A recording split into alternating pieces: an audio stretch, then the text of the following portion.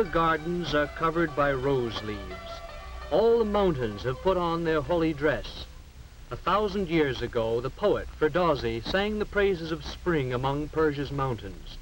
Today, the people of Iran still look to their mountains for water, precious water for the high, arid plain on which most of the people live. But too often, rivers flowing down from the snows disappear in the great central deserts of Iran. East and west lie other Muslim lands: Turkey, Iraq, Saudi Arabia, Pakistan, Afghanistan. North, the Soviet Union lies beyond the Alborz Mountains. Iran knew greatness in the days when it was known as Persia.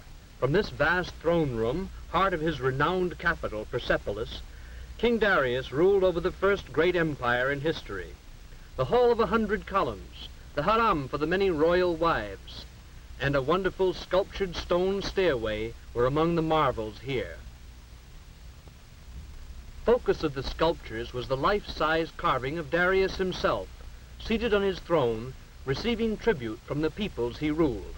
From Europe, Africa, and Asia came men bearing gifts. In the procession were Syrians, bringing golden bowls, bracelets shaped like horseshoes, and small horses from what is today Arabia. This was sort of tax day 25 centuries ago. There were Medes, there were Scythians from what is today southwest Russia. There were sheep from what is today Turkey. There were vessels with exotic shapes, full of precious liquids. There were humpbacked cattle from what is today India, all these part of the Persian Empire in its days of greatest glory. There was a chariot, like those of the pharaohs. Even Egypt was ruled by this Persian king, and there was a Bactrian camel from what is today Afghanistan. The tax collectors were the men of his mighty army, and on these golden tablets Darius inscribed, "I am Darius, king of kings. The great god Ahura Mazda has given me the rulership of all races. This is my kingdom." Here, in gold, was outlined the empire which was handed to Xerxes, his son. Xerxes, at the head of vast armies, extended Persian rule to the limits of the known world. The Persian armies met defeat in Greece at the Battle of Marathon. Under Alexander, Greeks pursued the Persians back to Persepolis. Through this gateway, Alexander the Great strode in triumph. Conquerors of a different kind came 1,000 years later, when in from the Arabian Peninsula swept men with flaming sword and a fiery new faith. As this new faith of Islam grew and mellowed, the followers of the Prophet Muhammad built great churches called mosques. The Masjid-i-Shah, the royal blue mosque of Isfahan, was completed in the 17th century by Shah Abbas. He ruled during Persia's second golden age. Polo was developed in Isfahan and played in the great square, while the Shah watched from this porch over the palace gateway. From his palace, Shah Abbas ruled a reborn, expanding Persia. He built roads, irrigation systems, and great bridges like this one, but even his empire finally crumbled. Centuries later, in 1925, Reza Shah rose to power and a new era began, marked by a turn from old customs toward Western ways of thought. Under Reza Shah's son, needed land reforms are changing old patterns and bringing hope to the people. The young Shah's palace is typical of the architecture of modern Tehran. Former rulers lived in the Golistan, or Rose Garden Palace. In its mirror throne room is one of the world's most fabulous objects, the Peacock Throne.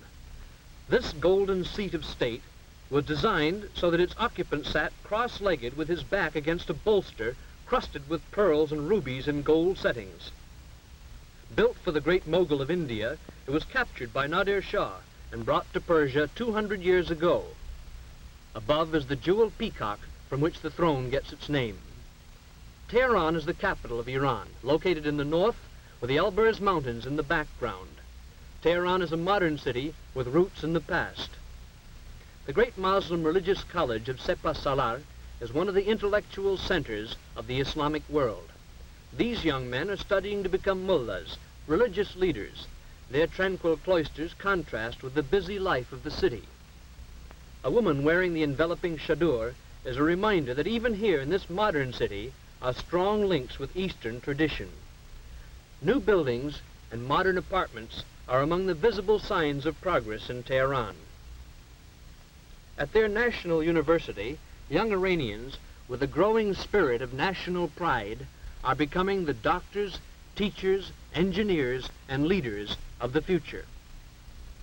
Isfahan is the art and craft center of Iran, as it was in the days of Shah Abbas, when her people boasted, "Isfahan is half the world." Much of the imperial splendor survives, and in the bazaar, the ancient crafts, like coppersmithing, continue little changed. Modern machinery has come to Iran, but it still is far less difficult to hire a skilled hand craftsman by the day than to find capital to buy an imported machine to do his job.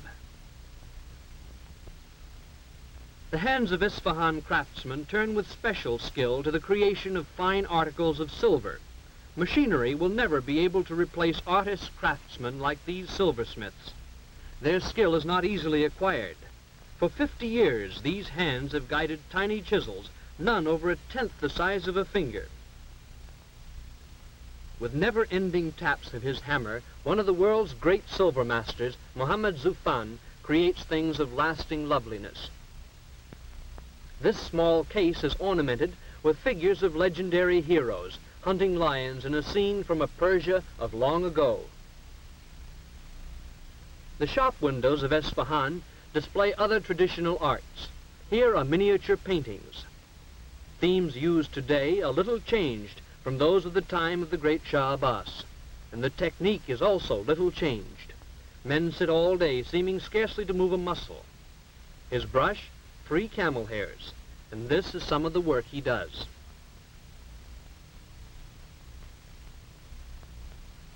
The best-known product of Isfahan hands is, of course, the Persian rug.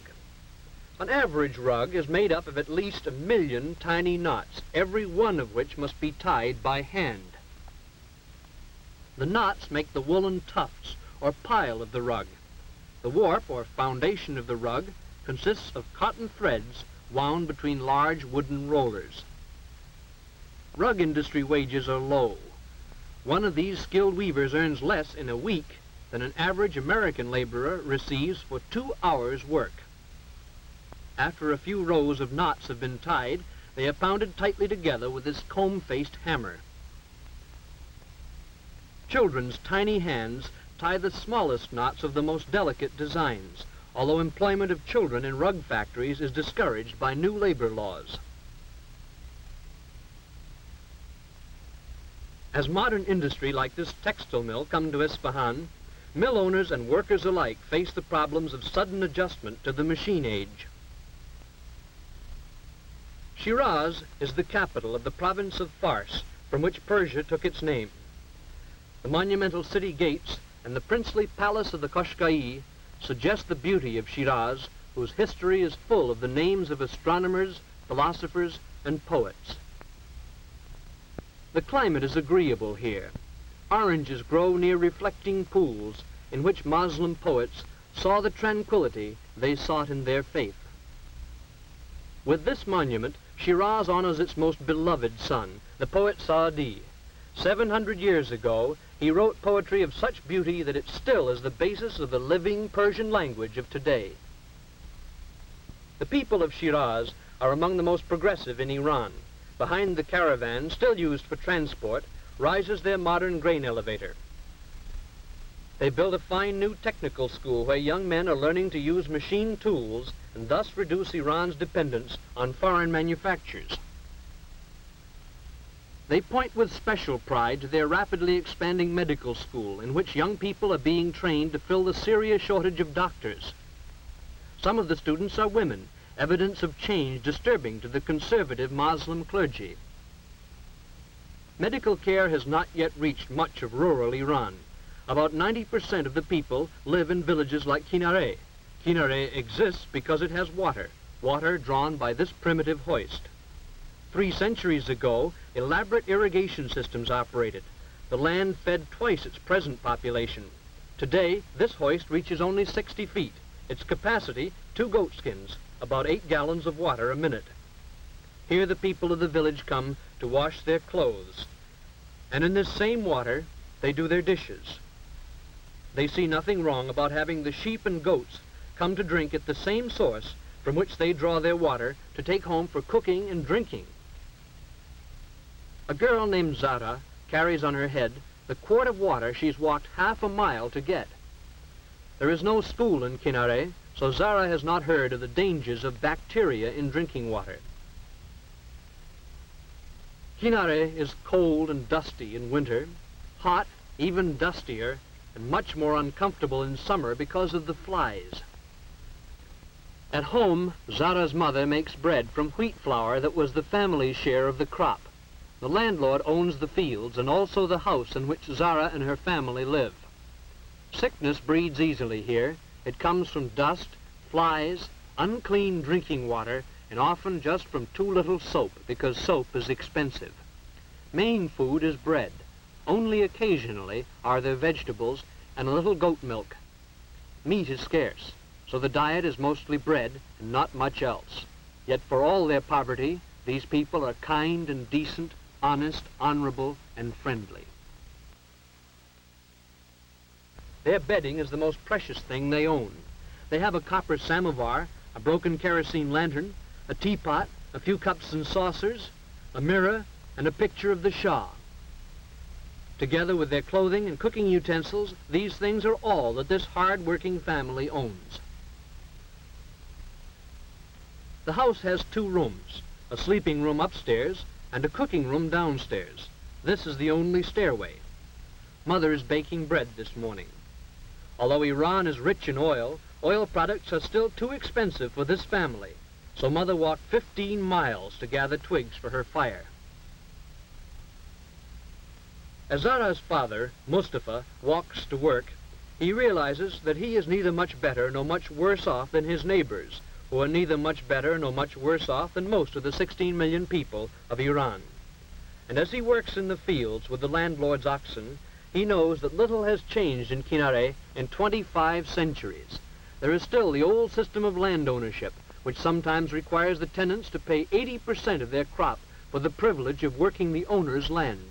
The only change is Mustafa's clothing, and now a steel tip on the wooden plow. Like most people of the Middle East, Mustafa wants the benefits of mechanized civilization.